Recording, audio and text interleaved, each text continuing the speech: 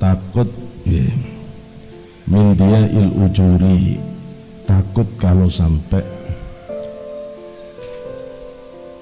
terlantar atau rusak pahala ibadahmu, wa dzulmatil qalbi, dan takut kalau sampai menjadi hitam hatimu. Wa minha, diantara contoh riya yang bisa merusak amal ibadah kita ya. Selama ini kita menganggap riya itu ibadah kepingin dilihat orang ya. Cuma itu dok yang disebut riya, padahal riya itu banyak. Riya itu banyak. Itu riya yang disebut dengan riya mujarrad, riya murni yang terlalu gampang untuk dianalisis. Di antara riya istihlaul ibadah, merasa nikmat ibadah. Bagi pemula, merasa nikmat ibadah itu merupakan indikasi riya. Bagi orang yang sudah benar batinnya, merasa nikmat ibadah itu keistimewaan. Itu ciri orang yang berada di makom salik. Harusnya kalau pergerakan batin, pergerakan ruhani orang itu benar di hadapan Allah, merasakan ladzatul ibadah, kenikmatan ibadah, itu adalah bentuk ketercapaian batin di level menengah mutawassit. Orang itu sudah salik, hatinya mulai sehat, sudah mulai bisa merasakan kenikmatan ibadah. Harusnya begini. Tapi pada pemula, pada kebanyakan orang, kalau ada orang merasa nikmat ibadah, itu biasanya riya ya. Riya. Alhamdulillah, aku sholat di sini nih, kalau imamnya Ustadz ini rasanya nikmat sholat. Bener tak bapak niat karena Allah? Wong bapak nikmat itu gara-gara imamnya diganti bapak marah-marah. Itu artinya jenengan sholat karena imam, bukan Allah. Bener ya? Oh, kalau imam itu bacaannya bagus, ayat-ayatnya bagus, saya khusyuk. Terus kalau tidak pakai lagu tidak khusyuk, berarti jenengan terkait dengan orang lain. Sholat itu antara jenengan dan Allah, tidak ada urusan imam pakai lagu tidak pakai lagu. Kalau batin itu sudah koneksi dengan Allah, ya jalan saja, tidak ada urusan mau pakai lagu tidak pakai lagu, mau kulhu atau mau tabat, tidak ada urusan ya. Selama syarat rukunnya aman, tidak ada masalah. Itu loh ya. Jadi yang kita sebut ibadah nikmat itu sebenarnya karena nafsu kita merasa cocok dengan orang itu, bukan karena Allah. Itu riya. Itu riya. Tapi orang yang tidak detail ngelihat, ngerasanya sudah khusyuk ya, ngerasanya khusyuk. Maka penyakit ngerasa itu hijab besar di hadapan Allah ya, karena orang udah cepat ngerasa. Alhamdulillah, aku kalau zikiran di majelis itu nikmat rasanya. Loh, terus kalau di majelis ndak, aku kurang cocok. Itu nafsu jenengan pilih-pilih. Selama zikiran ya mestinya ndak nolak. Kalau jenengan itu pemusik kelas hebat, itu bisa menikmati musik apapun kok. Mau jazz, mau dangdut, mau rock, tetap bisa. Itu loh ya. Lah kok ganti lagu aja udah marah ya. Pikirannya kok jadi gini lagunya, mestinya lagunya belum. Selama lagunya itu sesuai dengan matnya, selama lagunya sesuai dengan tajwidnya, ya gak ada masalah. Gak ada masalah ya. Lo yang begini ini contoh istihlaul ibadah, tapi sebenarnya itu riya. Qala sahibul wasiyah, Syekh Ibrahim Al-Madbuli mengatakan, pemilik wasiat, riya itu adalah, ini dimahdhufkan mubtada'nya langsung, sammun qatilun muhbitun lil amal. Ar-riya'u sammun qatilun muhbitun lil amal. Ria itu racun batin, qatilun yang mematikan, mukhbitun lil amal yang merontokkan pahala. Banyak hadis yang membahas tentang ria ini. Di antaranya Rasulullah mengingatkan besok di akhirat Allah itu akan, kalau bahasa Jawa itu ngece-ngece, meledek orang ria. Hal taro minal muriin, kata Allah, perhatikan itu orang yang dulunya ria dapat apa dia. Terus nanti dia protes karena catatan amalnya bersih, tidak ada pahalanya. Dia ngomong, saya sudah sholat, saya sudah ini, saya sudah itu, kata Allah. Kamu sholat ingin dilihat orang alim, orang semua sudah nyebut kamu alim, kan sudah tak bayar sholatmu. Kamu ceramah kepingin dapat subscribe banyak, kan sudah subscribe-mu banyak, kan tak bayar sudah. Kamu kan kepingin popularitas dengan gelar dan pangkatmu, kan sudah tak populerkan, sudah tak bayar dengan jabatan kedudukan di dunia. Ya. Mana ibadahmu yang benar-benar lillahi ta'ala? Kan tidak ada. Mana ibadahmu yang benar-benar kepingin ketemu aku? Kan gak ada. Kata Allah. Bingung orang itu di akhirat, bingung karena ternyata memang dia tidak pernah ibadah lillahi ta'ala yang tulus semata-mata karena Allah, tidak karena selain Allah. Loh, itu serius ya? Begini nih, di hadis kita juga pernah baca ya? Besok di akhirat Allah akan datangkan 3 orang, orang alim, orang kaya, dan pejuang yang mengaku jihad fisabilillah, ya, pakai jadi ngebom segala ya. Itu dipanggil oleh Allah orang kaya. Kamu sudah saya kasih keluasan rizki, kamu jadi kaya raya di dunia, kamu apakan hartaku? Dia bilang, oh saya sudah sedekah ya Allah, saya sudah bangun masjid, saya sudah begini. Wong kamu bangun masjid kan tidak ditulis namamu, ya marah kok. Itu loh ya. Wong kamu sedekah kalau nggak diliput ya kamu nggak jadi sedekah. Wong semua kamu lakukan itu hanya untuk popularitas dirimu. Ditanya, ini saya bahasakan lugas ya. Mana kata Allah yang benar-benar untuk aku? Tidak ada, pembohong kamu. Yang alim dipanggil, kamu sudah saya kasih ilmu, apa yang kamu perbuat dengan ilmu yang aku berikan padamu? Saya sudah ceramah ya Allah, saya sudah ngisi pengajian ya Allah, saya sudah buka majelis-majelis taklim, semua itu saya lakukan semata-mata untukmu ya Allah. Bohong kamu, kata Allah. Wong kamu cuma mencari pandangan manusia ya. Kamu pembohong, kamu cuma cari popularitas di antara manusia. Didatangkan orang yang jihad fisabilillah. Kamu sudah saya beri badan yang kuat, kesempatan jihad fisabilillah. Apa yang kamu lakukan? Dia bilang, saya sudah mengorbankan diri saya di jalanmu ya Allah.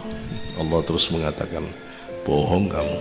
Kamu melakukan ini semuanya supaya kamu diketahui oleh semua orang bahwa kamu orang pemberani. Terus oleh Allah disuruh ketiga-tiganya masuk neraka dulu, dicuci dulu. Ya waliyadzubillah, sumaliyadzubillah. Kenapa ini? Riya. Riya itu masalah berat. Walaula syuhudud du'afa ta'zima maqamihim 'indan nasi bisaharil layali al-kamilati ma istata'u sahara lailatin kamilatin fadlan an dawamis sahar. Jika orang yang masih lemah batinnya itu bukan karena melihat keagungan dirinya sendiri di hadapan manusia, jika bukan karena dia melihat dia itu hebat dengan segala ibadah yang dia lakukan, jika bukan karena dia kepingin pamer bahwa dia bisa sholat malam sepanjang malam, ma istata'u saharal lail, tidak akan bisa orang itu sholat malam. Fadlan an dawamis sahar, terlebih dia kalau mau istiqomah sholat malam tidak akan kuat. Dia kuat sholat malam itu soalnya sholat malamnya bareng-bareng, soalnya dia mau pamer dia kuat sholat malam di antara yang lain.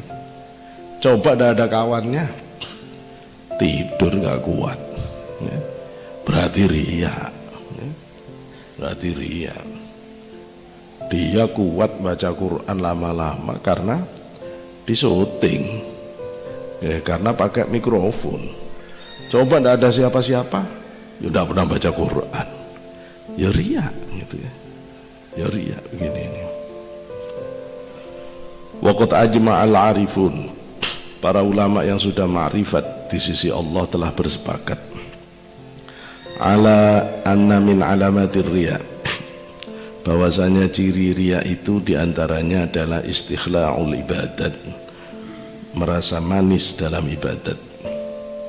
Lianna nafsa, karena sesungguhnya nafsu la tastaladdu al-ibadata illa iwafaqat hawaha, karena nafsu itu sebenarnya tidak bisa merasa senang kecuali sudah cocok dengan hasratnya.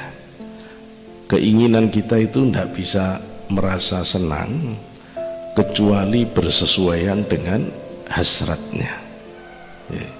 Laki-laki itu tidak terus setiap ketemu wanita itu senang, kalau cocok dengan seleranya baru senang. Perempuan itu tidak setiap ketemu laki-laki senang, tidak, kalau cocok dengan seleranya baru senang. Nafsu itu tidak akan senang kecuali cocok dengan seleranya, ya. Walau annaha khalasat minal hawa, kalau orang itu benar-benar bisa bersih dari hasrat keinginan, tidak ada hasratnya, la thaqala 'alaiha, pasti akan berat. Kalau jenengan sudah tidak ada bagian nafsunya, berat. Kenapa? Kalau kita buat pentas dangdut di daerah ini, kita datangkan artis-artis dangdut nasional, kira-kira rame atau enggak rame? Nah, bintang tamu gitu aja di dalam pengajian, datang semua. Kenapa?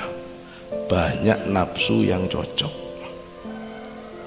Begitu yang datang itu ustadz yang ngajinya serius, ketawa aja enggak pernah, nah, udah males semua. Ngaji kok cek seriusnya, udah ada ketawa-ketawanya. Ya begitu. Kadang-kadang ada begitu itu. Selesai pengajian terus dikasih saran, Ustaz, ceramahnya enak, cuma kurang bergurunya kurang. Ini ngawur, santri murid kok ngajari guru, pinter sopo? Kamu itu ngerti tak bab batin, bahwa ketawa-ketawa itu mematikan hati, itu ngerti tak? Loh ya repot, belum ngerti kok ngatur itu ya, jadi ruwet itu loh ya. Jenenge kata orang Jawa kebun sugudel ya gitu. Nggak bisa begitu. Kalau bab akhirat itu jangan ngatur kiai, ruwet sampean gitu loh ya. Kalau bab dunia, bab telekomunikasi, saya ikut bapak, gimana baiknya, saya awam di situ ya. Tapi kalau bab batin mau zikir kok ngatur, mungkin begini ya, loh sampean sudah berapa lama zikiran kok bisa ngatur bab begini gitu ya. Nanti dulu sudah berapa kitab yang dibaca. Orang itu harus ngerti ya. Masuk sampean ke dokter terus ngatur dokter, dok kalau pil yang merah itu jangan 3 kali dok, ini 2 kali saja soalnya saya sibuk, kata dokter. Wis rono ndolek dokter liyo gitu loh, ndak usah berobat ke saya, kok cek repotnya gitu ya. Masya Allah. li'anna nafsa la tastaladdu al-ibadata illa yuwafaqat hawaha walau annaha khalasat minal hawa la thaqala 'alaiha. Kalau bersih dari hawa berat, ya, berat. Makanya ciri orang mau ikhlas itu males. Nah, itu kalau sudah males jadi itu hampir ikhlas. Coba kalau mau ngaji terus malas, mau ngaji malas aku ngaji, itu hampir ikhlas itu udah. Kenapa malas? Bapak tidak punya bagian apa-apa, tidak ada yang dicari di masjid itu sudah. Ayo, misalnya ngaji di sini ini semula itu banyak pernik-perniknya, misalnya ada door prize-nya. Itu yang semula tidak pernah jamaah subuh jadi ikut jamaah rame ini. Apalagi kalau door prize itu dibuka tidak hanya untuk komplek Telkom, waduh datang semua orang sini. Tapi yang datang itu apa benar-benar mau ibadah, nyari door prize gitu loh ya. Terus makanan paginya dienakkan, ayo standar bintang 5, rame masjid ini, rame ya. Tapi sebenarnya apa yang dicari? Ya sarapan, ya sarapan. Begitu sarapannya ndak ada, begitu door prize-nya ndak ada, coba yang biasanya datang lil door prize ya, lil sarapan, datang atau enggak datang? Berat atau enggak berat? Berat Pak. Sekarang door prize berangkat enggak ya? Males aku. Loh kan bagian nafsu enggak ada. Ngapunten ini enggak di sini ya. Bahkan orang yang semula pengurus terus enggak jadi pengurus, itu mau berangkat ke masjid udah berat. Itu pengurus lagi berat aku wis gitu loh ya. Loh, itu nafsu itu kalau enggak dapat bagian berat ya, berat. Maka kalau kepingin ikhlas, yang males-males itu jenengan datang, itu sudah hampir sampai ikhlas itu. Kalau sudah malas dengan berangkat terus, bismillah, nah, sudah tidak ada yang dicari itu. Aku niat ngaji karena Allah, ya sudah kena kalau gitu tuh, lillahi ta'alanya kena ya. Mau bantu orang dipikir dia balas kita, ya gak bisa. Jenengan cari apa kontribusi saya ke dia kalau dia saya bantu, juga tidak ada. Jadi malas ini, terus apa itu? Nah kalau begitu tuh dengan sedekah, itu sudah tidak ada alasan. Ya aku nolong dia semata-mata karena Allah. Tidak ada yang tahu, nggak ada yang liput. Nah ini, yang begini ini, yang bagus, yang bagus. Ya kalau bisa semuanya begitu. Contoh riya yang lain, wa minha al-amalu lillahi wa li syai'in akhar. Riya yang kedua itu contohnya adalah orang melakukan perbuatan karena Allah dan karena selain Allah. Qala Sayyidi Abdul Qadir Ad-Dashtuti rahimahullah ta'ala, Sayyid Abdul Qadir Ad-Dashtuti, semoga Allah merahmati beliau. Beliau berkata, alaika bi ikhlasil qasdi lillahi ta'ala. Ya, adalah keharusan bagi kamu untuk mengikhlaskan niatmu semata-mata karena Allah. Wala tatahawanu fi dzalika. Jangan kamu meremehkan persoalan ini. Jangan meremehkan persoalan yang demikian. Jangan meremehkan persoalan ikhlas niat. Wa tarda bi talbisi nafsika 'alaika. Jangan kamu rela dengan intervensi nafsumu pada dirimu saat kamu mau ibadah itu.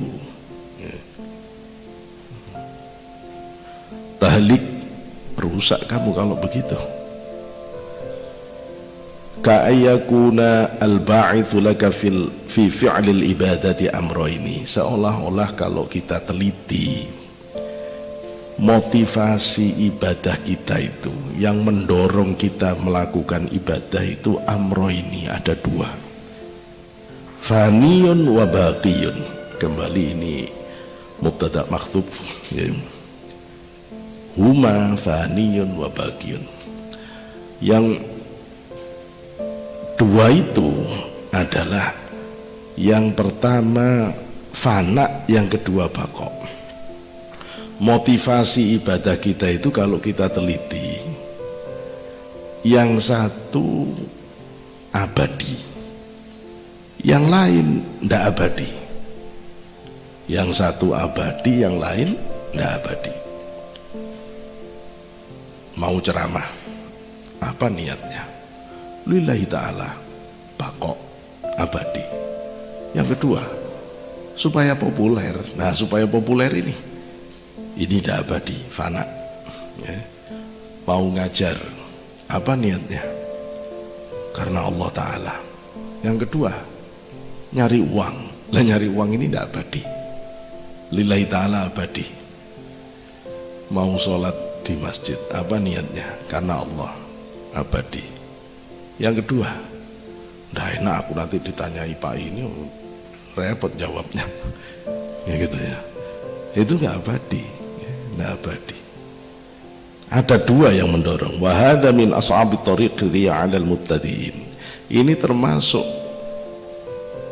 jenis riya yang rumit bagi pemula. Kenapa rumit? Li'annahu yasbahu 'alaihim wa yu'asiru 'alaihimul al-khalas minhu. Karena itu serupa dan menjadi sulit bagi pemula untuk bisa membersihkan diri dari niat semacam ini, dari adanya dua pendorong ibadah seperti ini. Bikhilafir riya al-mujarrad, beda dengan riya yang murni, yang cuma benar-benar nyari perhatian orang. Fa innahu yufhamu bi adna ta'ammuli.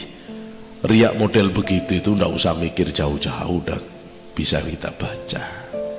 Ya, kalau orang tasawuf itu diskusi ibadahnya itu sudah bukan musyrik yang kelas kasar, naruh sesaji di pojokan rumah itu anak SD juga udah paham. Tapi syirkul khafi, musyrik yang tersembunyi, yang riya, itu yang berat ya, karena orang bisa terpleset di situ ya, terpleset di situ. Qala, kemudian ulama ada yang berpendapat, walau ghalaba al-baqiyu 'ala al-fani fahuwa riya'un. Apabila ya, apabila yang abadi itu kok kalah, yang menang itu yang fana, itu riya. Itu riya. Saya jadi imam, tak enak-enakan bacanya. Bismillahirrahmanirrahim. Alhamdulillahi rabbil alamin. Dienak-enakkan itu biar apa? Ya lillahi ta'ala. Tapi lillahi ta'alanya kecil. Yang lebih gede itu biar orang tahu, wah, aku ini fasih, aku ini bacaannya bagus. Riya. Kalau itu diukur prosentasenya, ternyata kepingin didengar orang kok 70%, lillahi ta'alanya 30%, riya itu. Kalau niat karena selain Allahnya lebih gede dari niat lillahi ta'alanya, kata para ulama, riya. Wa qawlu ba'dihim, pernyataan ulama yang lain, idza ghalabal ba'ithu al-baqiyah kana al-hukmu lahu. Tapi kalau niat karena Allahnya yang lebih gede, niat karena selain Allahnya itu kecil saja, enggak kok, aku benar-benar niat karena Allah, ya memang aku belum bisa membersihkan benar, masih ada kepingin diperhatikan orang, tapi cuma 30%, yang 70% itu lillahi ta'ala. Kalau begini, kata para ulama, masuk hukum ikhlas. Di situ ikhlas pemula. Nah, kita ikut yang begini aja biar cepet dapat ikhlas. Kalau ikut yang kelas pertama mumet kita, itu berat itu, itu berat. Innama huwa fi haqqil awam alladzi la yaqdiru alladzi la yaqdiruna ala boleh yaqdiruna ala suluki tariqi, itu diperkenankan sebagai bentuk ikhlas pemula bagi orang awam yang belum mampu untuk menekuni perjalanan batin secara serius ke hadirat Allah. Ya wis biar ya. Biar, karena masih belum bisa ya.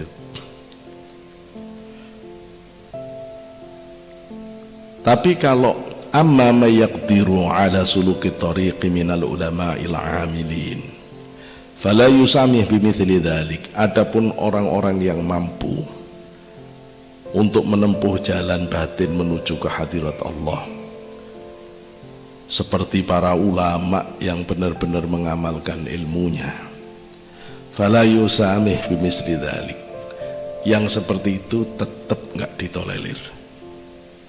Jenengan kalau mau daftar jadi kekasih Allah, yang begitu itu tetap tercela ya. Jadi kalau cuma kepingin masuk surga saja, insya Allah masuk surga sudah. Yang begitu itu sudah masuk surga ya. Saya niat nyumbang, benar-benar saya niat karena Allah. Tapi yo ada sih di dalam hati sedikit-sedikit biar orang tahu kalau saya ini dermawan. Ya itu yang kecil sekali, yang kuat jenengan karena Allah. Ya itu sudah masuk. Kalau untuk urusan masuk surga insya Allah masuk. Masuk karena ulama sudah menganggap ini awal ikhlas. Awal ikhlas. Tapi kalau jenengan mau daftar lebih tinggi, mau jadi kekasih Allah, gak bisa. Itu gak ditolerir yang begini. Mau jadi ulama yang benar ulama khos, gak bisa. Gak bisa. Nanti ketahuan. Orang bisa ngelihat ikhlas gak ikhlas itu Pak. Kelihatan. Kalau saya ngajar begini ini karena uang, kurangin aja bayarannya, nggak akan datang lagi saya. Atau jangan dibayar, pura-pura lupa aja, ya setelah nggak datang lagi. Atau tabrakan dengan jadwal yang gajinya lebih gede, tak tinggal ini, gitu loh ya. Tak tinggal itu. Kenapa? Ya karena memang nyari uang, gitu loh ya. Kalau saya ngajar itu karena jumlah orang, maka saya kalau diundang pasti nanya berapa audiensnya. Cuma segitu aja, nggak level aku. Aku itu kalau sudah 200 ke atas baru ya kan. Orang begini ini ya memang bukan karena nyari ridho Allah, dia nyari audiens. Itu loh ya, nyari audiens. Nggak bisa orang mau mengatakan aku ikhlas, terus kebaca kamu.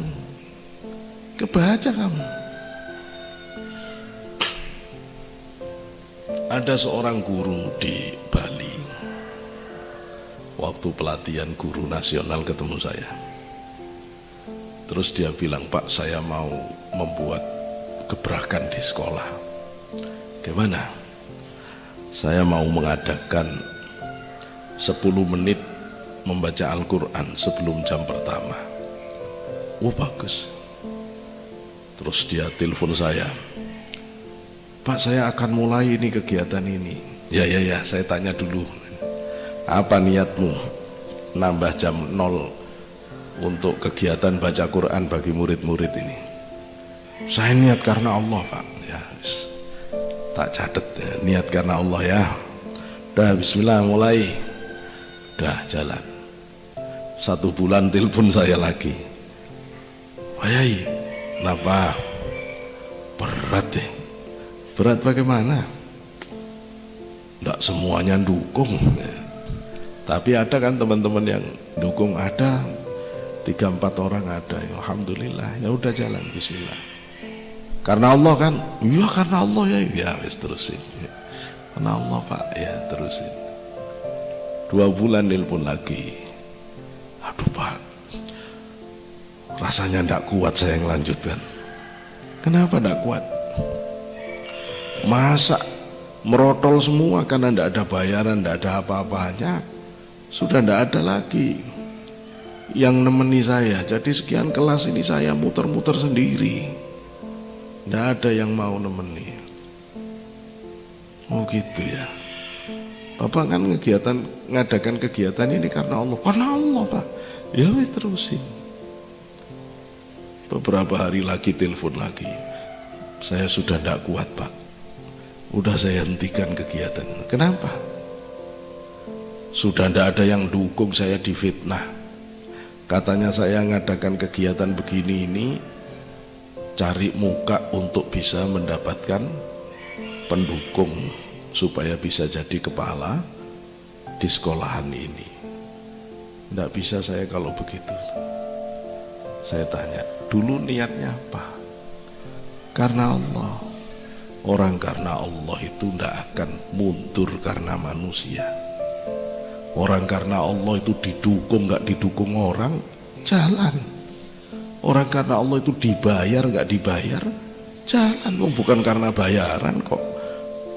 Orang karena Allah itu dicaci maki tidak mundur, disanjung tidak berubah. Orang karena Allah itu udah kayak gunung, mau badai, mau hujan, mau apa tetap kokoh. Orang karena Allah itu sudah hebat, dia tidak bisa dikalahkan oleh siapapun. Agama ini hanya bisa dibawa oleh orang yang ikhlas. Dia tidak bisa diancam dengan kematian sekalipun, dia akan tegak tetap lillahi ta'ala. Jangankan tidak dibayar, gitu loh ya. Loh begini ini orang bawa agama itu. Terus nyari orang yang begini sekarang, ya kayak nyari butiran jarum di tengah pasir, ruwet sudah. Kenapa? Ya tidak mau belajar benar-benar persoalan agama. Dikira agama ini urusan cari muka apa? Dikira agama ini urusan cari uang apa? Ya ini yang kata Rasulullah, ulama su itu ya begini ini. Yang bikin agama itu jadi rusak itu ya begini ini. Kata Imam Ghazali dalam hadis Rasulullah yang dikutip di kitab Hidayah, Rasulullah mengatakan, yang paling aku takuti, yang lebih aku takuti daripada Dajjal dari umatku itu adalah ulama su. Ada ustadz yang cek seneng membahas Dajjal, zaman akhir Dajjal hadisnya ini. Wong Rasulullah itu lo tidak takut Dajjal. Ada yang lebih ditakuti Rasulullah itu bukan Dajjal, ulama su. Ulama su itu lebih ditakuti Rasulullah daripada Dajjal. Kenapa? Kalau Dajjal udah karuan, tampilannya udah jelas, dia ahli maksiat, ngajak orang ke kafir ke Allah, udah jelas gitu loh ya. Kalau ulama su, bajunya kiai, surbannya kiai, ayatnya Quran, dalilnya Quran, tapi semua tidak dipakai dengan niat busuknya untuk memalingkan orang dari jalan Allah. Wah, bahaya ya, bahaya ya. Tidak ada orang yang lebih menipu Allah dari ulama su ya. Gitu ya. Tapi ya orang nipu Allah ya pasti ketipu. Wa makaru wa makarallah wallahu khairul makirin. Orang main nipu Allah bakal ditipu oleh Allah. Tidak ada Allah kalah itu ya. Tidak ada Allah kalah itu.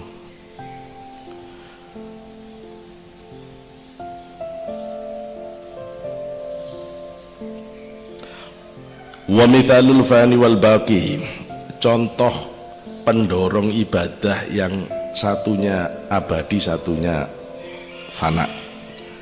Ayakuna laka inda amirin au mu'azzamin hajatun. Kalau kamu punya hajat kepada pimpinan atau pembesar, ya, wa dzalikal amir awil mu'azzam yusalli al-jum'ata au ghairiha fi shaffil awal. Ternyata pimpinan atau pejabat yang kita kepingin ngelobi dia itu, dia sholat di masjid ini, sholat entah Jumat entah sholat yang lain, dia sholat di shaf pertama, sholat di shaf pertama, au fi makanin ma'rufin bih, atau dia berada di satu tempat yang di barisan pertama gitulah, di mana tempatnya. Fatahajjat fi sholati ila janibi, maka kamu bersegera. Yang biasanya Jumatannya nunggu adzan, ini enggak, wah langsung ngambil soft terdepan, ngambil soft terdepan. Kenapa? Supaya dekat dengan pejabat yang tadi mau di lobi, dia punya hajat tadi. Kenapa? Litahassula muraduka, litahassula muradaka minhu, la lituaddiya al-faridata fi dzalikal makan ala tilka sifah. Semangatmu untuk datang lebih awal di soft pertama itu sebenarnya lebih untuk mendekati pimpinan pejabat, bukan untuk mengikuti ajaran Rasulullah yang terbaik di soft pertama. Itu loh.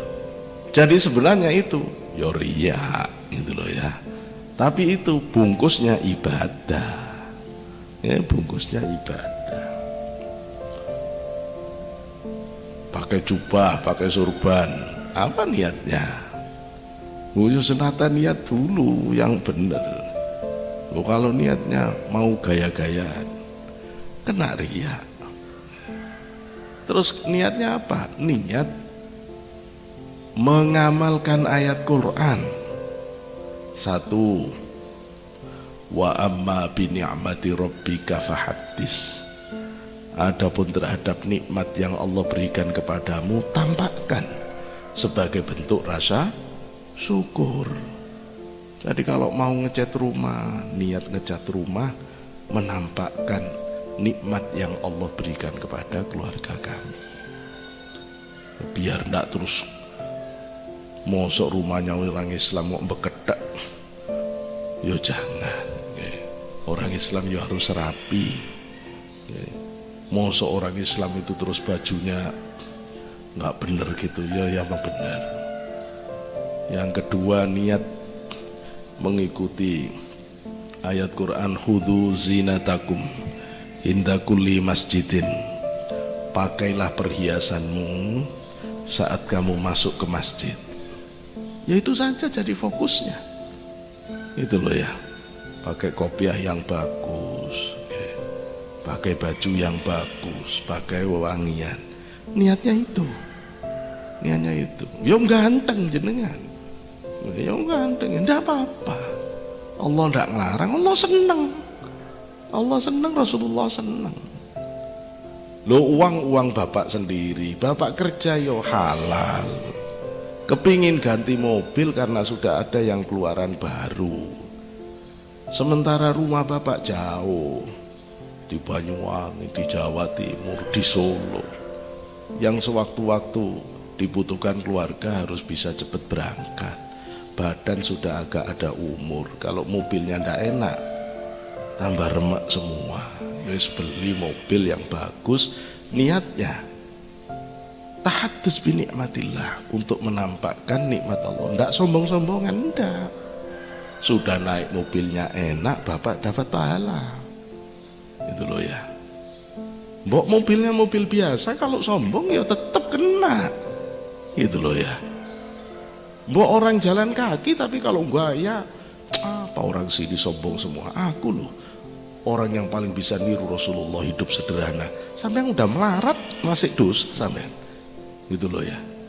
Yang mobil enak, sudah mobilnya enak dapat pahala. Balik-balik hidup ini. Gitu loh ya. Balik-balik hidup ini. Hati-hati, agama ini masalah batin. Itu loh ya, agama ini masalah batin. Kalau cuma urusan zahir, orang kebalik-balik, bisa ndak kebaca, ya? Bisa ndak kebaca. Wa minal ma'lum, dan sudah diketahui annal ba'itha, sesungguhnya al-ba'itha ala dhalikal amal huwa dhalikal qasdul awal. Dan sudah diketahui bahwasanya yang mendorong terjadinya perbuatan untuk berada di soft pertama, huwa dhalikal qasdul awal, itu niat yang pertama, kepingin tadi itu deket pejabat tadi. La qasdu itqani umuris salah, bukan niat untuk memperbaiki ibadahnya, bukan itu ya, bukan itu, tapi lebih merupakan niat yang sifatnya duniawi. Waqad ajma'u ala anna tauhidal qasdi wajibun. Para ulama itu sudah bersepakat bahwa tauhidul qasdi, menyatukan niat, menyatukan niat. Tauhidul qasdi itu membersihkan niat dari selain Allah. Itu hukumnya wajib, wajibun, wajib. Benahi niat itu hukumnya wajib. Belajar untuk niat semata-mata karena Allah dalam ibadah, dalam ibadah itu wajib. Kalau di luar ibadah ulama sih tidak mempermasalahkan.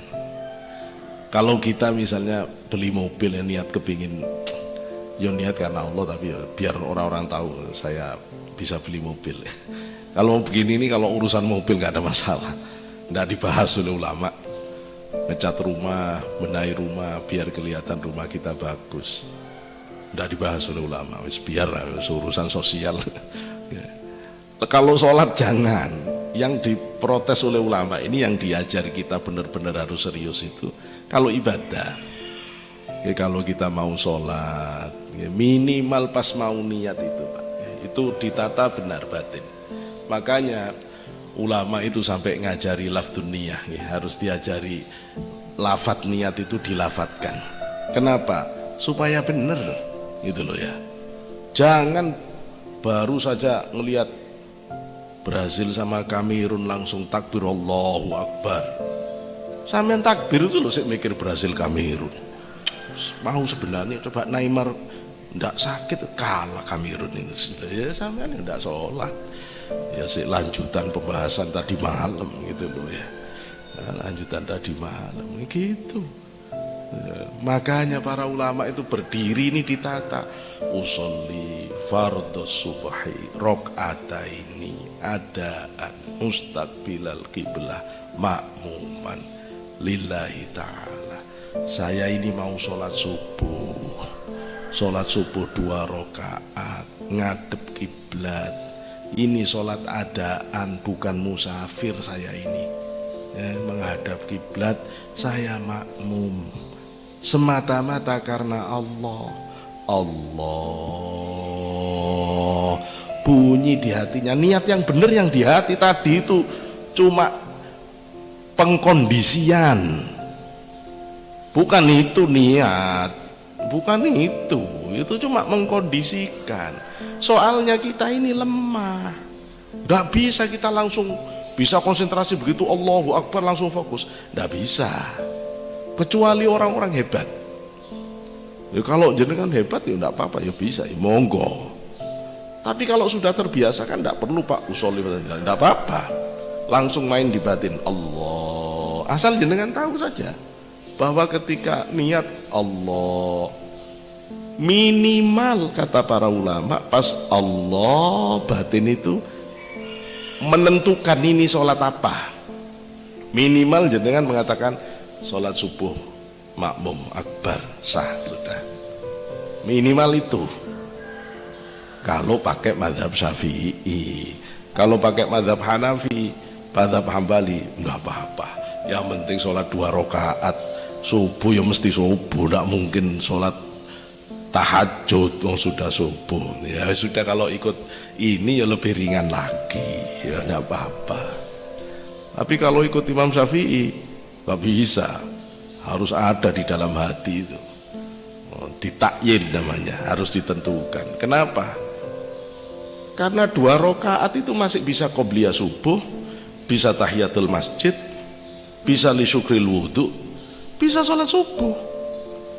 Lah terus malaikat iki sholat apa tiba-tiba takbir? Ya malaikat kan tahu Pak, ya tahu, tapi bagusnya itu ditakyin, ya. Ditakyin supaya jelas. Kalau Imam Syafi'i, kalau Imam Hanafi Hambali enggak. Seorang itu udah tahu kok, dia itu memang sudah niat sholat subuh. Begini enggak usah dibenturkan, ya.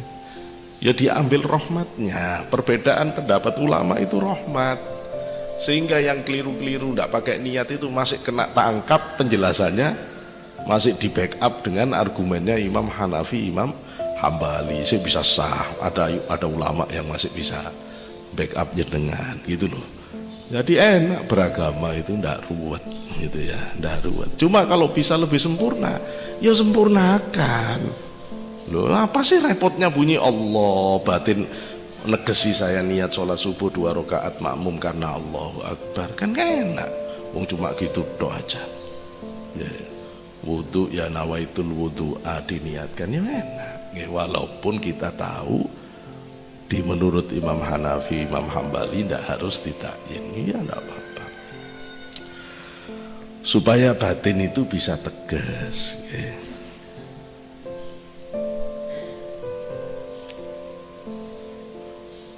Jenengan kalau bisa ibadah itu sampai benar murni karena Allah, wah itu efeknya hebat, hebat. Ini yang membuat ibadah itu nilainya itu sangat istimewa. Begini, ibadah itu gerakannya bisa sama, jumlah rokaatnya bisa sama, bacaannya bisa sama, tapi pahala yang diperoleh itu beda-beda. Karena itu Rasulullah menyatakan innamal a'malu binniyat wa innamal likulli imri'in ma nawa. Innamal a'malu binniyat, hanya saja suatu amal perbuatan itu ditentukan oleh niatnya. Jenengan tidak bisa mengatakan sebuah amal atau perilaku itu baik atau buruk sebelum bisa diketahui niatnya apa. Tiba-tiba ada orang bagi-bagi uang, terus saya tanya, ini perbuatan baik atau perbuatan buruk? Sebelum jenengan tahu apa motifnya ini, nggak bisa menilai ini baik atau buruk. Itu loh ya, nggak bisa. Tahu-tahu ada laki-laki ngerangkul perempuan, baik atau buruk? Nanti dulu. Apa ini? Bukan mahramnya. Nanti dulu, Bapak enggak tanya dulu alasannya apa. Itu loh ya. Kalau bagi-bagi uang ini ternyata dia itu korupsi, daripada ketangkap sendiri, semua anak buahnya dikasih semuanya supaya kalau nanti kena semua. Nggak cuma dia, kurang ajar itu Pak. Nah, itu ya kurang ajar itu. Lo yang ngerangkul tadi, dia tahu ada atap mau jatuh dan sudah melayang. Dia tahu ini perempuan harus diselamatkan, sehingga dia jadikan tubuhnya bemper supaya dia tidak kena. Lo ini bukan perbuatan buruk. Ayo, tidak gampang menilai sebuah perbuatan itu sebelum kita tahu apa ini. Orang sholat 2 rakaat di depan ini, baik atau buruk? Normalnya sih baik, tapi dia tidak tahu hatinya apa.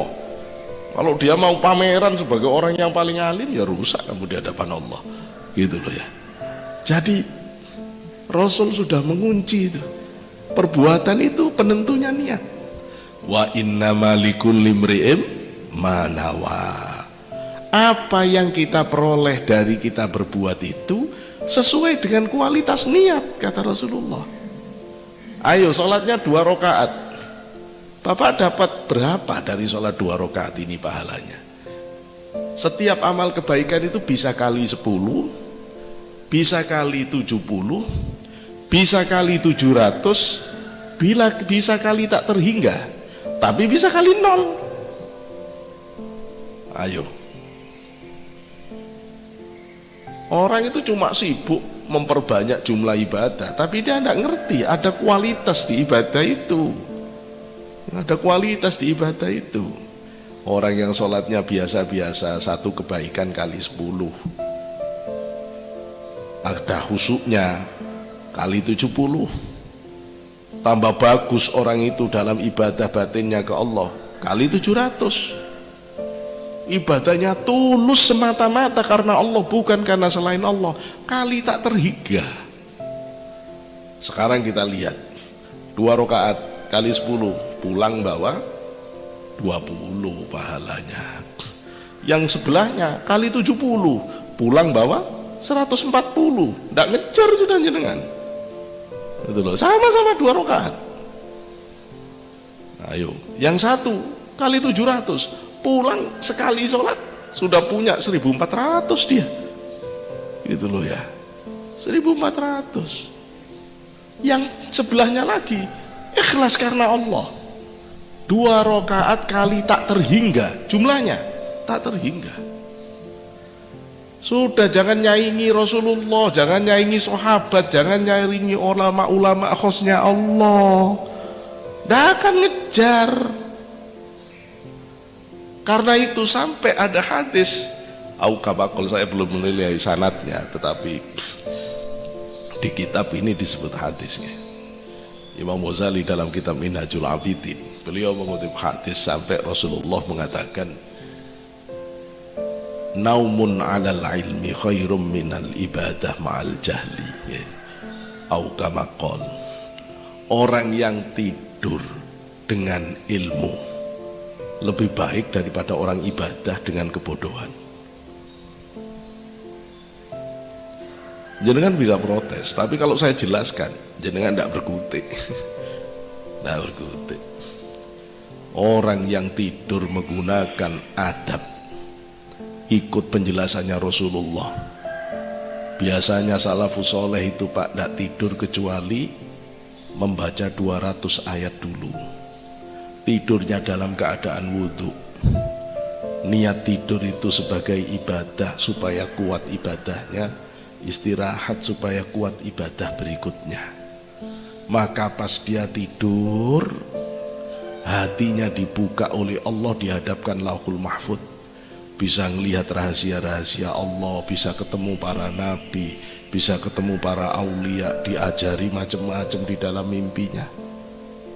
Sementara yang sholat nggak ngerti ilmunya, sholat cuma gaya-gayaan, sholat cuma ribut dengan lagu, sholat cuma ribut tampilan luar, batinnya penuh dengan kesombongan, merasa paling suci.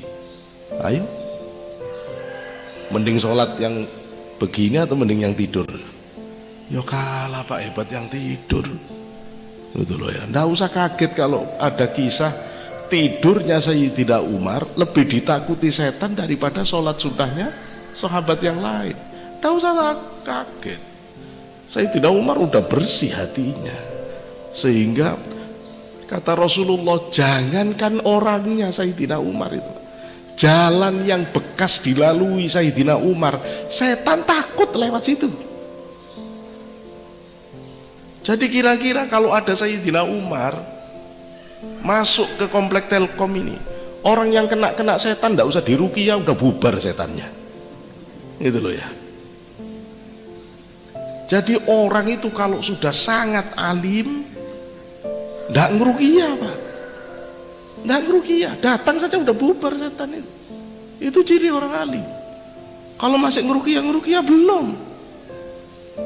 Ayo coba Imam Ahmad bin Hanbal, semua ulama meruqyah orang itu tidak keluar setannya, jinnya tidak mau keluar, tetap menguasai badan itu. Akhirnya dilaporkan ke Imam Ahmad bin Hanbal, Imam, ini ada orang kemasukan jin yang bandel banget. Kata Imam Ahmad bin Hanbal, bawa ini terompahku, cuma dikasih sandal, jangan nyari hadisnya. Jangan dikit-dikit nyari hadis, ruwet. Imam Ahmad bin Hanbal mau diprotes dengan nyari hadis, sebenarnya kualat Imam Ahmad. Dikasih terompah, terus terompahnya itu ditunjukkan ke mukanya orang kemasukan jin. Waduh, ampun jinnya sujud. Imam Ahmad minta saya keluar berapa negara dari sini, tidak cuma berapa desa, berapa negara dari sini keluar Pak, cuma begini tok, tidak pakai doa ini yang diajarkan, tidak pakai ayat kursi aja, tidak pakai sandal. Terus jangan nyari hadis mana Rasulullah mengusir jin pakai sandal. Walah seruat begini nih, sampai nih ngajinya masih alibak tak ruwet itu loh ya. Udah.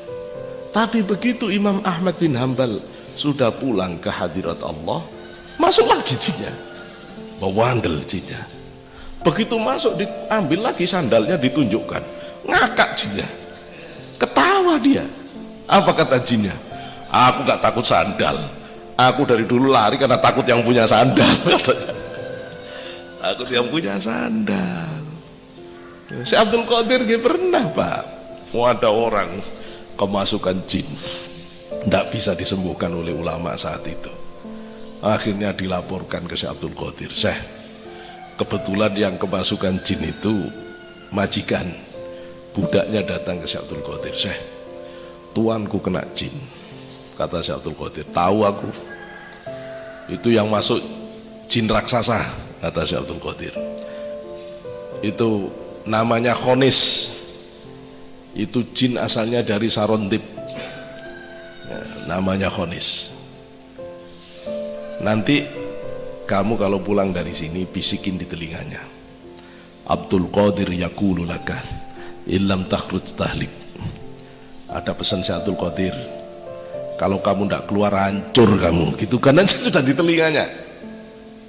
Akhirnya begitu pulang, di telinga majikannya dibisikin, ada pesan Syekh Abdul Qadir, kalau kamu tidak keluar hancur kamu, langsung hilang jinnya.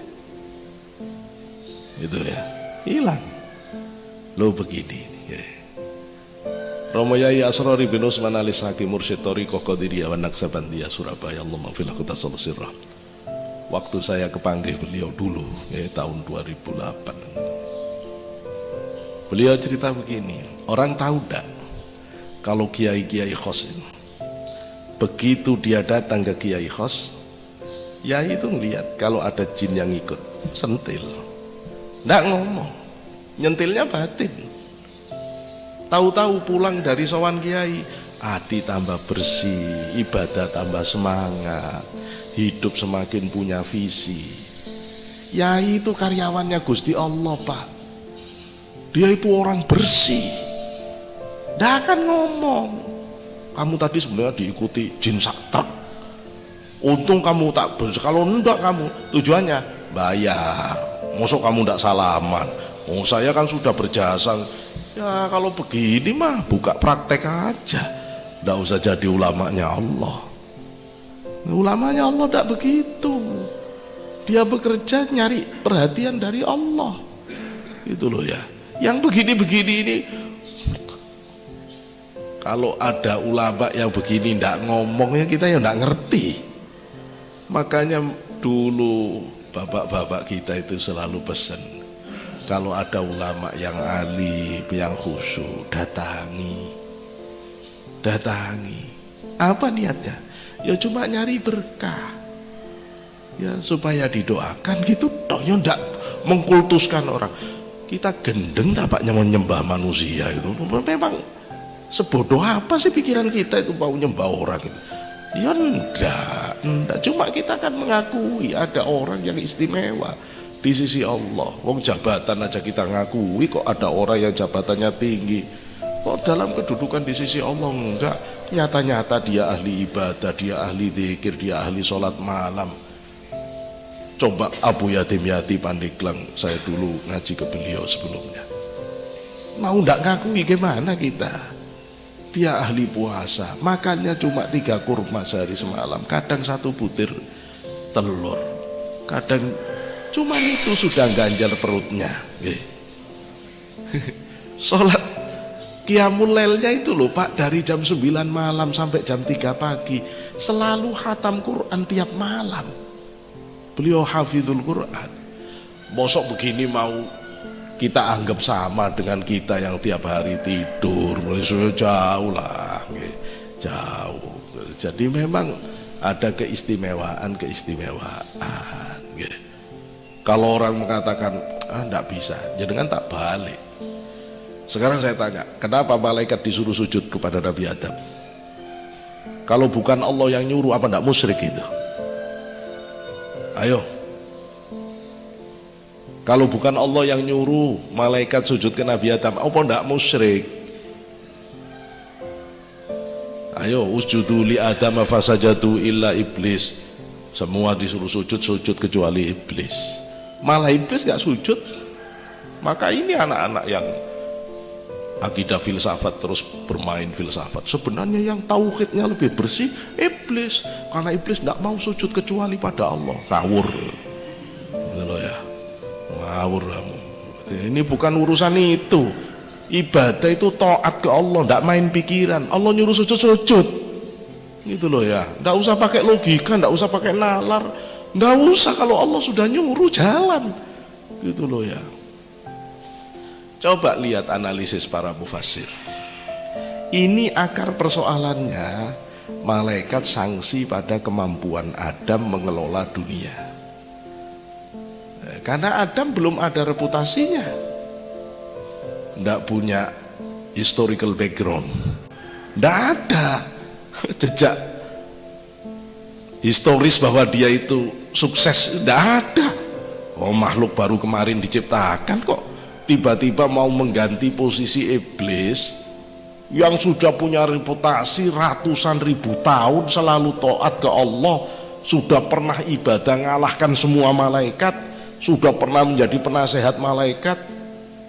Ya sebenarnya kalau model kita yang analisis ya pantas-pantas juga sih iblis.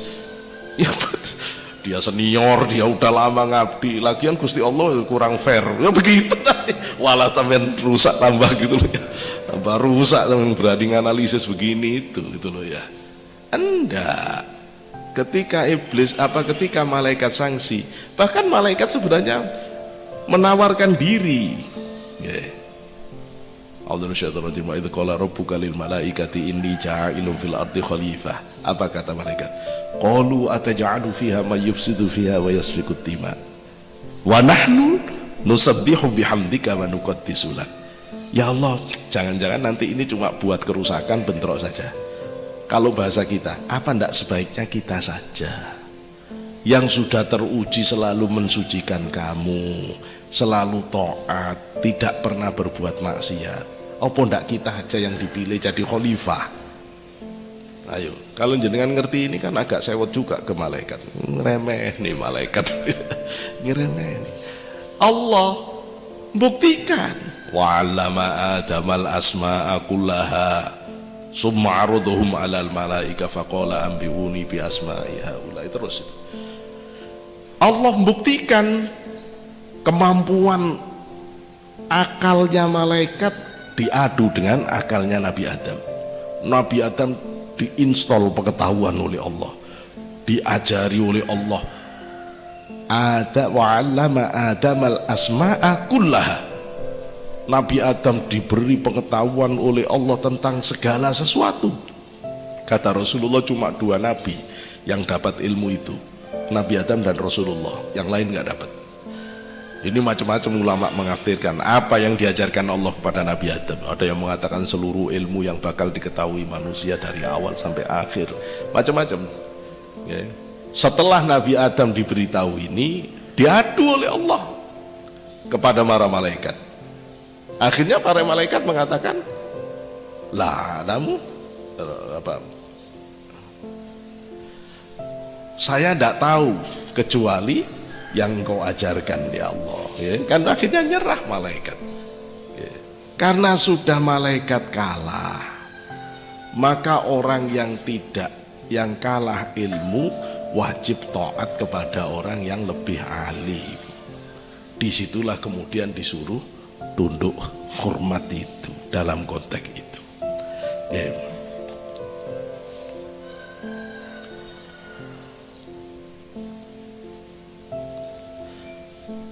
Wa minha, sudah siang ya, saya habiskan halamannya ya.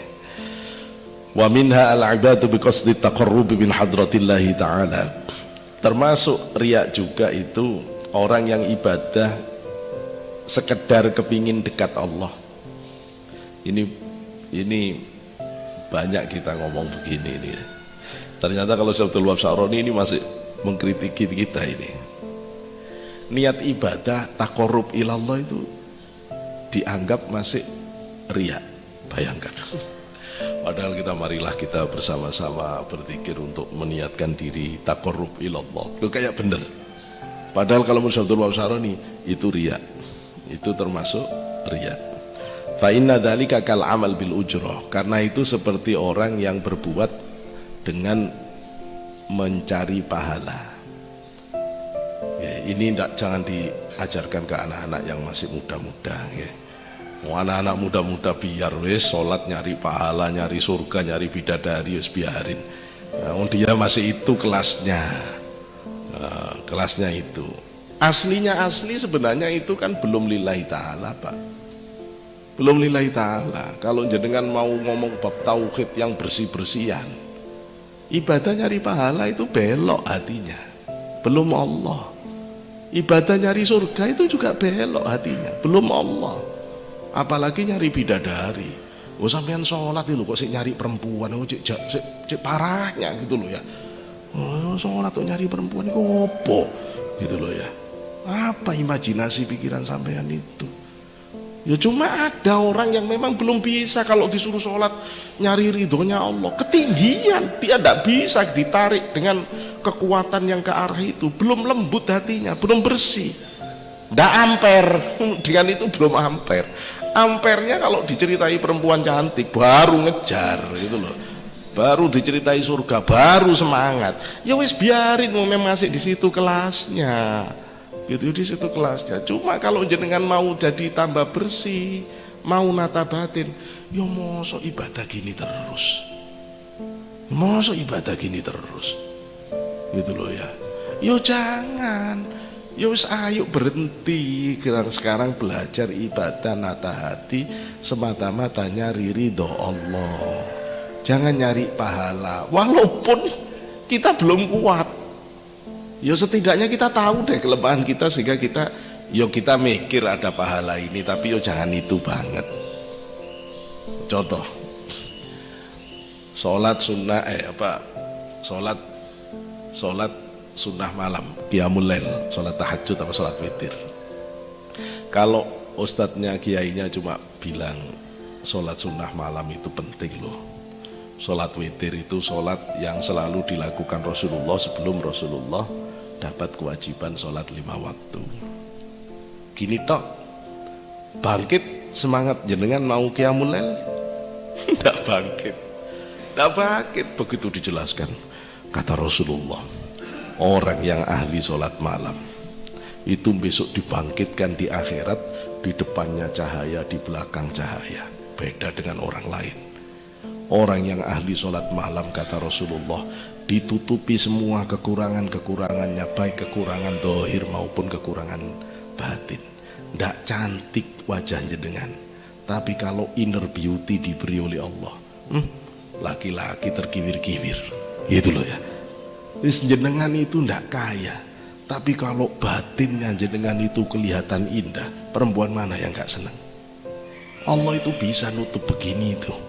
Nah, itu bagaimana caranya? Sholat malam. Sholat malam itu bisa jadi obat dari penyakit apapun. Sholat malam itu, orang yang sholat malam terlihat dari malaikat di langit, rumahnya itu seperti bintang kejora terlihat dari bumi. Sementara orang yang tidak sholat malam, rumahnya magrong-magrong, lampunya merkuri, gelap, malaikat tidak tahu.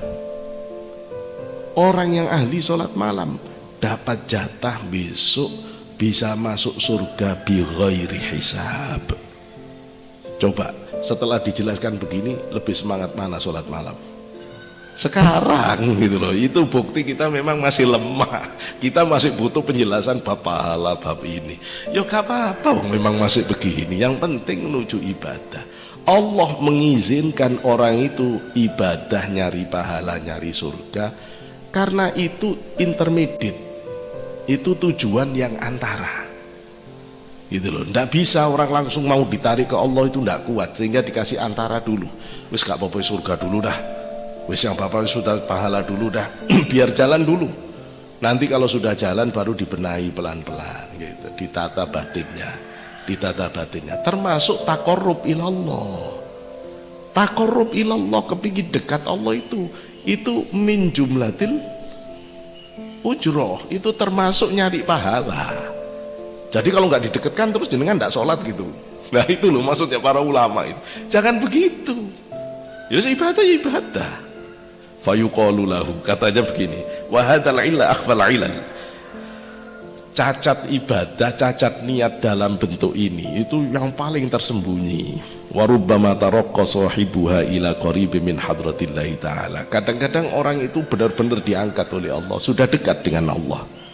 Fayuqalu lahu, tapi kemudian dikatakan oleh Allah, irji lasta min ahliya. Udah balik kamu tidak berhak untuk lanjut karena kamu bukan ahlinya. Kan kamu dari awal niatnya ibadah cuma dekat, tidak kepingin dapat ridhonya Allah, tidak kepingin lebih dari dekat, cuma kepingin deket doang. Lah ini udah deket, ya udah kecapai balik kamu. Jangan-jangan nanti begitu kamu. Innama ahluha, sesungguhnya orang yang bisa terus maju ke hadirat Allah itu adalah orang yang man ya'budullaha ta'ala imtithalan li amrihi wa wafa'an biwajibi haqqihi ta'ala.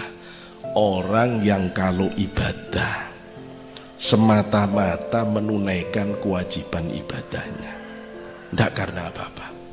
Orang yang kalau meninggalkan yang haram tidak bertanya apa alasannya, ya semata-mata Rasulullah Allah ngelarang, ya wis tak tinggal gitu dok. Kalau begini jenengan ibadah, stop pak. Udah sholat, apa niatnya sholat pak? Kata Rasulullah saya disuruh sholat, ya wis sholat. Mbok tidak ada pahalanya saya sholat karena Rasulullah nyuruh kok. Lo kalau begini hebat, wis tidak karena apa-apa, tidak karena apa-apa. Okay. Kenapa jenengan tidak berani ngelirik perempuan cantik? Kata Rasulullah nggak boleh. Ya kalau kepingin ya kepingin, tapi Rasulullah nggak boleh, ya wis nggak mau. Nggak karena apa? Nggak ya karena Rasulullah. Kalau begini hebat jenengan, hebat. Kalau sudah begini niatnya, ya itu pak yang namanya ikhlas itu benar niat semata-mata karena Allah. Ya, wa minha iddi'a'ul maqamat qabla bulughiyya aw ba'da bulughiyya wa lam yu'dhal lahu fi idhariha. Kemudian ciri riak berikutnya itu ngaku-ngaku sudah mencapai derajat spiritual tertentu padahal dia belum sampai di makom itu riak. Begitu dijelaskan bab sabar, kayaknya aku sudah makom sabar. Besok dijelaskan bab syukur, kayaknya aku sudah makom syukur. Tobat aja belum bener. Taubat belum benar sudah makom sabar, syukur sudah dilintasi semua. Jenengan kalau sudah di bab sabar syukur mustajab doanya, mustajab doanya. Masya Allah, kita itu sering ngaku-ngaku pak, tidak percaya. Ayo buktikan. Ya. Seminggu saja, tidak usah lama-lama. Jangan-jangan tidak usah seminggu, ya. Terus gampangnya seminggu. Seminggu jenengan sholat 5 waktu jamaah di masjid ini, jangan terlambat. Seminggu saja, 10 menit sebelum adzan selalu di sini, seminggu. Coba rasakan setelah seminggu, muncul penyakit pengaku-ngaku orang alim. Setelah seminggu jenengan selalu sholat awal waktu, seminggu selalu sudah ada di sini sebelum adzan, langsung. Tidak ada yang benar masjid ini. Mosok waktunya sholat, mau adzan aja belum ada yang adzan. Nggak begini cara ngurus masjid yang benar. Mulai nggak kayak aku orang-orang sini. Aku loh setiap sebelum sholat udah datang. Orang itu harus bisa menyisihkan waktunya untuk Allah. Kayak aku ini loh, aku jadi alim sendiri udah. Semua orang jelek semua sudah. Sudah ngaku yang paling alim saya. Cuma nggak ngomong, cuma kelihatan sudah. Itu loh, hati-hati pak, hati-hati. Dikira orang seperti saya, seperti ustadz-ustadz itu tidak berat, lebih berat karena pakai jubah, pakai pakaian keulamaan. Kalau batinnya tidak kuat tawaduknya, ambrol kamu, hancur duluan kamu. Sebelum orang lain hancur, kamu yang hancur. Ayo. Jenengan diparingi pinter bahasa Arab, pinter membaca kitab, menguasai logikanya para ulama, alim, masuk masjid paling pinter aku di sini. Apa orang lain bodoh semua. Nanti saya habis sampai di hadapan Allah gak ada nilainya. Semua orang-orang alim ini saya tunjukkan ajaran orang Thariqah. Guru-guru Thariqah saya itu selalu pesan begitu kita masuk ke majelis, letakkan dirimu sebagai orang paling hina di hadapan Allah di majelis itu. Tidak peduli sampai itu mau alim kayak apa. Cara supaya kita itu tidak kena penyakit sombong, ujub, masuk langsung kita letakkan, ya Allah, yang paling goblok saya ya Allah, yang paling tidak benar saya ya Allah. Iya, saya bisa baca kitab, saya ngerti ilmu. Kalau orang-orang salah, keliru, berbuat dosa karena bodohnya. Loh, saya yang punya ilmu kadang-kadang masih salah, padahal saya katanya punya ilmu. Berarti saya lebih bodoh ya Allah daripada orang bodoh ya Allah. Bukankah orang bodoh melakukan kesalahan itu dihitung satu kesalahan, kata para ulama. Kalau pinter kok salah, itu 1000 kali lipat kebodohannya. Orang pinter kok sih korupsi, orang bodoh korupsi sih pindoan gitu loh ya. Masya Allah. Au ba'da bulughiyah, atau jenengan sudah mencapai makom itu, walam yu'dzan lahum fi idhariyah, tapi jenengan belum diizinkan untuk menunjukkan capaian spiritual itu. Ini pentingnya ada guru, Pak. Orang itu tidak boleh tidak punya pendamping ruhani itu. Nanti rusaknya lebih cepat daripada benernya. Rusaknya lebih cepat. Misalnya jenengan sudah bagus ya, nata batin bagus, tidak usah jauh-jauh.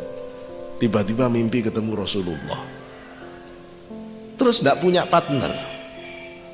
Begitu mimpi ketemu Rasulullah, senang, update statusnya, alhamdulillah tadi malam aku ketemu Rasulullah begini-begini, cerita aku tadi malam ketemu Rasulullah begini. Bapak cerita, ibu cerita itu pasti ketarik nafsu, muncul rasa bangga. Aku sudah alim, buktinya aku sudah ditemui Rasulullah. Tidak gampang loh bisa ketemu Rasulullah, orang lain belum diakui oleh itu loh. Ketemu Rasulullahnya baik, tapi ketariknya nafsu menjadi ujub dan sombong. Bahaya itu. Bahaya itu. Loh, inilah ulama khos itu ngontrol muridnya sampai ke pengalaman batinnya, karena dia menakar. Kamu belum boleh cerita, diem. Mbok kira yang mimpi ketemu Rasulullah cuma kamu tok apa? Kiai-kiai itu udah bolak-balik, ada yang puluhan kali, ada yang sampai ratusan kali, tapi semua diem. Dijadikan itu rahasia batin dia dan Allah. Loh, kamu cuma tahu sekali aja udah pamer. Nggak malu kamu pada orang-orang yang lebih dekat ke hadirat Allah? Itu loh ya. Loh, yang begini ini yang bisa nakar orang alim. Jangan cerita, diam. Kenapa? Kalau jenengan cerita, jenengan bisa ketarik jadi rusak batin. Pertama. Yang kedua, belum tentu orang lain percaya. Malah jadi bulan-bulanan orang. Oh, dapurmu kayak ngono ditemoni Kanjeng Nabi. Repot kita. Orang kayak kamu mosok Rasulullah mau ketemu, jangan-jangan itu bukan Nabi, Nabi palsu. Lah repot, ya. Lah repot, terus jenengan jadi marah. Lah terus gimana? Ya, nggak usah wis gini ini, ya. Biarlah kebaikan-kebaikan kita itu dipendam. Makanya saya Athaillah pesan, idfin wujudaka tahta ardil humul. Pendam siapa kamu sebenarnya itu di bumi kerahasiaan Allah, supaya orang-orang nggak tahu, ya. Ya begitu, ya, begitu. Summa inna dzalikal mudda'i yu'aqabu bihirmani ma idda'ahu fala yanaluhu ba'da dzalika abadan kama jurriba. Apa efeknya kalau orang suka cerita-cerita pengalaman batin? Itu biasanya diadab oleh Allah, dia tidak akan mencapai derajat itu lagi selamanya, ya, karena ember. Karena ember. Karena itu jangan gampang menceritakan pengalaman batin, ya. Kecuali pada orang yang benar-benar dekat Allah, yang Bapak tahu benar bahwa dia orang khusus, orang yang alim, atau kiai yang tidak sembrono, baru boleh cerita. Kalau enggak jangan, ya. Jangan. Saya kira ini ngaji kita sudah mau jam 6, ya. Kita tutup bersama, ya, mudah-mudahan ngaji kita ini dijadikan ilmu yang manfaat ini wa dunya wal akhirah. Mudah-mudahan kita diselamatkan oleh Allah zahiran wa batinan, ya, semua anak-anak kita, keluarga kita dijadikan orang yang soleh solihah. Ada hadini wa kulli niyatin salihah wa ila hadratin Nabil Mustafa sallallahu alaihi wasallam. Al-Fatihah. Bismillahirrahmanirrahim. Iyyaka na'budu wa iyyaka nasta'in. حمدا يوافي نعمه ويكفي مزيدا يا ربنا لك الحمد كما ينبغي لجلالك الكريم وعظيم سلطانك. اللهم صل على سيدنا محمد على سيدنا محمد. الحمد لله رب العالمين. اللهم انفعنا بما علمتنا وعلمنا ما ينفعنا واجعلنا مخلصين وزدنا علما نافعا وعملا متقبلا ورزقا حلالا طيبا مباركا وصحيا جسدنا يا الله. سلمنا من كل بلاء ومصيبة وسوء القضاء والأمراض وأسقام يا الله. سلمنا من فتنة الدنيا وفتنة المحيا والممات ومن فتنة المسيح الدجال. سلمنا يا الله من آفة الدنيا والآخرة وفتنتهما إنك على كل شيء قدير.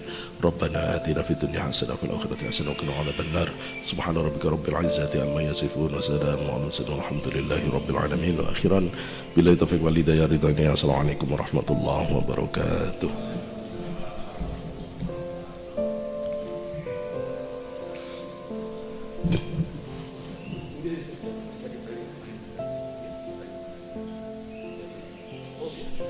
Terima kasih.